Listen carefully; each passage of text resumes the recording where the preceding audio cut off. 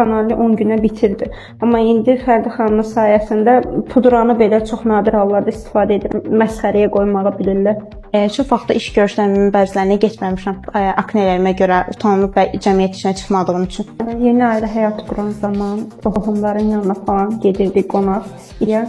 Çox utanırdım. Öz qardaşımın toyunda aknedən çox əziyyət çəkdiyim üçün bu makyaj elətdirmişdim. Aknenin ən aşağı səviyyəyə endirmək üçün. İnsanlar elə bilirdi ki, bu hal bizə çox xoşdur. Heç bir tədbir görmürük.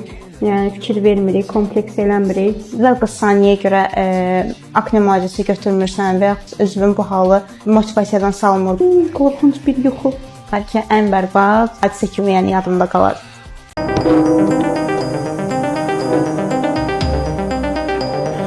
Thank you.